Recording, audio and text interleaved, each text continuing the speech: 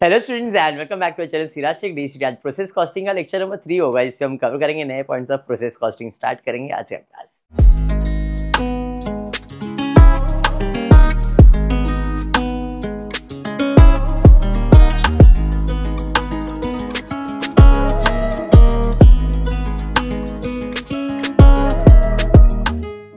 चलिए, previous class में process costing मैंने स्टार्ट करवा दिया है। हमने ऑलमोस्ट 4-5 सम कंप्लीट भी कर लिया। एक बार रिवाइज करते कि हम लोग करते क्या है इस प्रोसेस में। तो 3 टेबल बनाते, एक में यूनिट फाइंड करते, एक में रेट पर यूनिट फाइंड करते और एक में टोटल कॉस्ट फाइंड करते। ये मिल जाने के बाद प्रोसेस अकाउंट प्रिपेयर करते। पहला टेबल है इक्विवेलेंट यूनिट, ओपनिंग, फिर नया इंट्रोड्यूस हुआ है वो, फिर finish, abnormal loss, normal loss जो आपने किया है वो रहेगा। इससे अपने को यूनिट्स मिलता है। फिर कॉस्ट पर यूनिट निकालते हैं, फिर उसका कॉस्ट निकालते हैं एंड देन प्रोसेस कॉस्ट करते हैं। इसमें और एक चीज, कॉस्ट ऑफ फिनिश गुड्स निकालने का फॉर्मूला है ओपनिंग स्टॉक ऑफ WIP का cost, current cost of WIP add cost of unit introduce. जो भी आपका इन तीनों को कॉस्ट को प्लस करते हैं तो फिनिश गुड्स का कॉस्ट मिलता है ये फॉर्मूले से। ये इंपॉर्टेंट है, अगर ये निकालते हो तो आपका प्रोसेस कॉस्टिंग कंप्लीट होता है। करवाया, ये फर्स्ट सम था। तो उसके बाद ये सेकेंड सम हमने किया है, फिर ये सेकेंड सम का शायद पार्ट था। थर्ड सम किया फीफो वाला मेथड जिसमें एबनॉर्मल लॉस और गेन था। आज टेक्स्ट बुक में पेज नंबर 229 सम नंबर 12 TY बैफ का बुक है। पेज नंबर 229 मनन प्रकाशन का बुक है, उसमें ये वाला सम आपको मिलेगा। ठीक है बेटा, क्या चलिए स्टार्ट करते हैं। ध्यान दो, MCOM भी सेम चीज रेफर कर सकता है। Following data pertain to process 1 for March 2014 of Beta Limited, particular unit rupees। Opening WIP units कितना है 1500 और उसका कॉस्ट कितना है 15,000। डिग्री ऑफ कंप्लीशन जो WIP उसका कंप्लीशन दिया है, मटेरियल 100% कंप्लीट हो चुका है, बट लेबर और ओवरहेड्स 33 1/3% ही कंप्लीट हुआ था जब पहले था। क्लोजिंग से अपने पास ओपनिंग में आता है, तो पिछले टाइम तक वो 33.13% ही कंप्लीट हुआ था। अब जो भी है वो इस प्रोसेस में हम लोग कंप्लीट करेंगे। फिर बाद में इनपुट मटेरियल यूनिट्स और उसका कॉस्ट दिया है, लेबर का डायरेक्टली कॉस्ट दिया है, ओवरहेड्स का कॉस्ट दिया है और क्लोजिंग WIP कितना यूनिट है वो दिया है, कॉस्ट नहीं। जो क्लोजिंग WIP है उसका कंप्लीशन बोला है मटीरियल 90% और लेबर और ओवरहेड्स 30%। नॉर्मल प्रोसेस लॉस कितना परसेंट है 10% ऑफ टोटल इनपुट। जितना भी इनपुट आएगा उसका 10% लॉस होगा। और यहाँ पे टोटल इनपुट का मतलब है opening WIP unit plus unit put in the process. मतलब इनपुट और WIP दोनों को प्लस करेंगे तो अपने को टोटल इनपुट मिलेगा, उसका 10% हमारा नॉर्मल लॉस है। क्वेश्चन रीड करो, प्रोसेस एक एक करके एक्सप्लेन करता हूँ। स्क्रैप मतलब जो भी लॉस हुआ उसे भंगार में बेचेंगे, कितने रुपए में 2 रुपए पर यूनिट।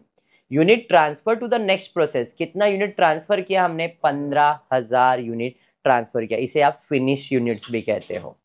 आगे दिया है you are required to compute equivalent unit production, compute cost per equivalent unit for each of the cost element material labour and overheads and third compute cost of finish output and closing WIP and prepare process and other account. सबसे पहला मैं equivalent unit का table बना रहा हूँ। Equivalent unit का table कैसे बनता है, पर्टिकुलर क्वांटिटी रिकंसिलिएशन में इनपुट आउटपुट, इक्विवेलेंट यूनिट में मटेरियल लेबर और overheads, percentage equivalent unit, percentage equivalent unit, percentage equivalent unit. Okay, सबसे पहला इसमें हम लिखेंगे ओपनिंग WIP। कितना यूनिट आया मेरे पास, तो इनपुट में कितना लिखोगे 1500, आउटपुट में नहीं। और हमेशा याद रखो जब भी आउटपुट में यूनिट लिखोगे तो इधर भी लिखना पड़ेगा। जब भी आउटपुट है मतलब मटेरियल लेबर और ओवर, इनपुट आया तो इधर नहीं आता है बट आउटपुट आएगा तो इसमें आपको लिखना होता है। ठीक है, तो ओपनिंग WIP 1500 यूनिट आया है मेरे पास। उसके बाद डिग्री ऑफ कंप्लीशन में जो भी तुम्हारा मटेरियल आया था जो WIP, उसमें मटेरियल पूरा 100% कंप्लीट हुआ है बट लेबर और ओवरहेड्स 33 1/3, इसके बारे में बाद में एक्सप्लेन करता हूँ, अभी इसका कोई काम नहीं है। इनपुट मटेरियल, कितना मटेरियल आया है 18,500, तो इसे हम लोग कहते हैं फ्रेश इंट्रोड्यूस। ये बाद में देखना, इधर आता हूँ। फ्रेश इंट्रोड्यूस कितना है 18,500 बराबर मटेरियल आया है, इनपुट है 18,500। नेक्स्ट जो मटेरियल आया उसका खर्चा, इधर खर्चा नहीं निकाल रहे, इधर क्या निकाल रहे, यूनिट्स, तो इसके लिए वो खर्चा भी इंपॉर्टेंट नहीं है। लेबर का खर्चा दिया, इधर आएगा नहीं। ओवरहेड्स का खर्चा दिया, इधर आएगा नहीं। क्लोजिंग WIP कितना दिया है, 5000। तो क्लोजिंग, ओपनिंग इनपुट है तो क्लोजिंग क्या है, आउटपुट, कितना, 5000। जब भी आउटपुट में लिखोगे तो परसेंटेज लिखना पड़ता है। तो जो क्लोजिंग WIP है उसका कंप्लीशन प्रोसेस बोला है 90% लेबर कंप्लीट हुआ है, तो 5000 का 90% मटेरियल कंप्लीट हुआ, तो 5000 का 90% कितना, लेबर और ओवरहेड्स कितना कंप्लीट हुआ है, तो 5000 यूनिट का 30% लेबर में कितना आ जाएगा, 1500, ओवरहेड्स में 1500। Any doubt? क्योंकि जब भी मैं आउटपुट लिखूंगा परसेंटेज लिखूंगा ही। ये समझा आपको? चलिए आगे बढ़ते। फिर दिया है नॉर्मल प्रोसेस लॉस कितना परसेंट, किसका, जितना यूनिट इंट्रोड्यूस हुआ है। कितना यूनिट इंट्रोड्यूस हुआ है, 18500 और 1500, क्लियरली बोला है। Opening WIP and unit put in the process. 18500 और 1500, 20000। 20000 का 10% मतलब 2000 नॉर्मल लॉस है। आएगा तो इनपुट और लॉस होएगा तो आउटपुट, तो नॉर्मल लॉस, नॉर्मल लॉस कितना, 2000। क्योंकि मैंने आउटपुट में लिखा है तो परसेंटेज दिखाना पड़ेगा, कितना परसेंट, 100 100। अरे सर भंगार है ये, इसका मतलब वो यूनिट यूज करेंगे क्या अपन, नहीं, तो आएगा क्या, नहीं। समझा? ये नॉर्मल लॉस मतलब भंगार है ना, और भंगार हमारे मटेरियल में काउंट होगा क्या, लेबर में काउंट होगा क्या, ओवरहेड्स में काउंट होगा क्या, नहीं, वो तो भंगार है, स्क्रैप में बेचना है, इसलिए इसका यूनिट आएगा नहीं। अंडरस्टूड? फिर उसके बाद क्या दिया है, unit transfer to the next process, मतलब फिनिश। कितना ट्रांसफर करने का है, 15000। कितना ट्रांसफर करने का है, 15000। अब क्योंकि ये फीफो मेथड है तो 15000 कैसे ट्रांसफर करेंगे, सबसे पहला मेरे पास 1500 आया था तो पहले ये जाएगा, तो आया था तो 1500 गया, और 15000 में से 1500 चला गया तो बचा और कितना, तो वो इसमें से ट्रांसफर होगा, तो फिनिश कंप्लीटेड में कितना आएगा, 13000। समझा? 13500 प्लस 1500 करेंगे कितना आएगा, 15000 आएगा। तो फिनिश ट्रांसफर 15000 लिखना चाहिए इधर, पर मैंने इधर 15000 नहीं लिखी, कितना लिखा है, 13500, क्योंकि ये कौन सा मेथड है, फीफो मेथड है, तो पहले 1500 जाएगा और फिर रिमेनिंग इसमें से यूज होगा। अब क्योंकि आपने WIP यूज किया है तो WIP के प्रोसेस में बोला मटेरियल 100% बन गया था, तो जब 100% बना था तो इधर कुछ भी यूज हुआ क्या हमारा मटेरियल, नहीं, इसलिए 100% यूज हुआ तो कुछ भी यूज नहीं होगा। इधर पिछले बार 33 1/3 कंप्लीट हुआ था, तो इस प्रोसेस में कितना, 100 में से 100% में से अगर 33.33 पिछली बार ही कंप्लीट हो चुका था, ये ओपनिंग है। ओपनिंग का मतलब क्या होता है, जब फॉर एग्जांपल मार्च में साल खत्म होता है तो वो हम लोग यूनिट इधर ट्रांसफर करते हैं अप्रैल में, तो इधर हमने जब कंप्लीट किया था तो मटेरियल 100% कंप्लीट हुआ था, लेबर एंड ओवरहेड जो है वो 33.33% कंप्लीट हो चुका था। तो इस प्रोसेस में मटेरियल तो हम लोग कंप्लीट नहीं करेंगे क्योंकि वो रेडी हो गया, खाली लेबर और ओवरहेड्स कितना परसेंट यूज करेंगे, तो 100 में से 33 माइनस करो, 66.67, इतना ही यूज होगा। अरे हाँ, तो जब आप मटेरियल ट्रांसफर करते हो, ये आउटपुट में ट्रांसफर करते हो, तो मटेरियल 100% बन चुका है तो मटेरियल यूज नहीं होगा। अगर इसी जगह पे ये 90% होता तो आप इधर कितना यूज करते, 10%। समझा? क्लोजिंग में वैसा नहीं, क्लोजिंग में जितना बोला है हम उतना ही लिखते हैं, लेकिन ओपनिंग में ऑपोजिट लिखते हैं। ओपनिंग में अगर 100% है तो कुछ भी आएगा नहीं, लेकिन 33 है तो इसका ऑपोजिट कितना है, 66.6। ऑपोजिट कैसे निकालने का, 100 में से उस चीज को माइनस कर देने का। समझा? तो यहाँ पे मटेरियल तो यूज नहीं हुआ, बट यहाँ पे 63 2/3, 63 2/3 किसका, 1500 का, तो 63 2/3 मतलब 66.6666, 2 डिवाइड बाय 3 करो 0.66 आएगा, तो 1500 का 66.66 निकालो, 1000 1000। समझा या बाउंसर है? पक्का समझा है, पक्का समझा है एमकॉम? हाँ, चलिए, तो ये यूनिट्स आ गया। अभी 13,500 में, ये तो इस साल का है और इस साल का है, तो ये फिनिश हो चुका है, तो फिनिश हुआ है तो 100% इधर यूज हुआ रहेगा, तो मटेरियल 100%, लेबर 100%, और ये भी 100%। सर इधर ऐसा क्यों नहीं लिया? ओपनिंग का परसेंटेज दिया था और फिनिश तो इधर ही आया है, तो इधर हमने पूरा यूज किया रहेगा, इसलिए वो कितना परसेंट रहता है? 100%। समझाइए हाँ ये नहीं? चलिए आगे बढ़ते। अब क्या है भाई? 15,000 खत्म हो गया, अब तो कुछ भी नहीं बचा। अब क्लोजिंग करते हैं, तो क्लोजिंग करने के लिए यूनिट्स का टोटल लेते हैं। इस साइड का टोटल आ रहा है 22,000, ये आ रहा है 20,000, मतलब 2,000 एक्स्ट्रा आ रहा है। टोटल 20,000 यूनिट ही मैंने लाया था, बट आउटपुट में कितने का हिसाब आ रहा है? 22,000, मतलब 2,000 अचानक में बढ़ गया, इसे कहते हैं एबनॉर्मल गेन। कितना? 2,000। अब क्योंकि गेन है तो आपके यूनिट्स में आपको दिखाना पड़ेगा, तो 100%, 100%, 100%, लेकिन माइनस में दिख रहा है अगर आपको तो। क्लियर है ये? अगर लॉस होता तो ऐड करते, गेन है तो अपन क्या करते? माइनस। अंडरस्टूड? समझाइए हाँ। यूनिट्स का टोटल लिया 22,000, ये साइड कम था ये साइड ज्यादा था, टोटल लिया तो 2,000 इधर आया, तो 2,000 मैंने इधर लिखा। और जो भी अब नॉर्मल गेन है मेरे मटेरियल, लेबर और ओवरहेड्स में ऐड होने वाला। अभी गेन है तो माइनस और लॉस है तो प्लस। अब मुझे बताओ कितना यूनिट मटेरियल में मैंने यूज किया है? 13,500 प्लस 4,518 में से 2 जाएगा तो 16 बराबर 1,000, 14,500, 15,500, 16, 16 में से 2 जाएगा तो 14। इधर भी सेम। तो मेरा पहला काम हुआ कि मैंने पूरे साल भर में इतना यूनिट प्रोड्यूस किया है, मटेरियल में, लेबर में और ओवरहेड्स में। इक्विवेलेंट यूनिट समझा? पक्का समझा? प्रणव क्या नहीं समझ में आ रहा है? टैक्स छोड़ दे, इसके बारे में सोच पहले, ठीक है? अब इसके बाद हम जो दूसरा टेबल बनाते हैं उसे हम लोग कहते हैं कॉस्ट पर इक्विवेलेंट यूनिट। ज्यादा सोचना नहीं है। कॉस्ट में अपने पास मटेरियल का कॉस्ट, लेबर का कॉस्ट और ओवरहेड्स तीन ही खर्चा होता है। तो मटेरियल का cost, cost incurred during the process, material में कितना खर्चा आया, लेबर में कितना आया, ओवरहेड्स में कितना आया, यही खर्चा है ना मेरे को। मेरा इस प्रोसेस में यही खर्चा है, टोटल खर्चा है 94,000।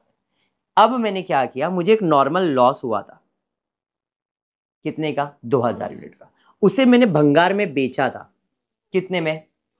तो जो मटेरियल पे मैंने खर्चा किया था उससे मुझे इनकम भी हुआ, वो मैं क्या करूंगा, इसमें से लेस। कितना?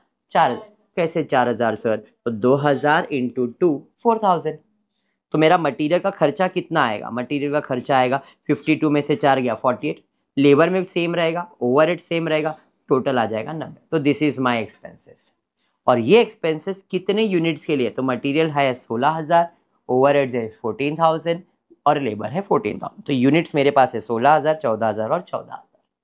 पर यूनिट कैसे निकालूंगा? 48 डिवाइड बाय 16, 3 रुपया, 14 डिवाइड बाय 14, 20, टोटल कितना? 6 रुपया। इक्विवेलेंट यूनिट समझा कैसे निकालते हैं? इक्विवेलेंट यूनिट समझा कैसे, सॉरी रेट पर यूनिट कैसे निकालते समझ में? अब कॉस्ट निकालेंगे। कॉस्ट निकालने के लिए सोचने का नहीं है। कॉस्ट में देखो, एक इसका कॉस्ट निकलेगा, फिर एक फिनिश गुड्स का कॉस्ट निकलेगा, फिर एबनॉर्मल का निकलेगा और क्लोजिंग। इधर जितने यूनिट्स होते हैं इनका सबका मुझे कॉस्ट निकालना है।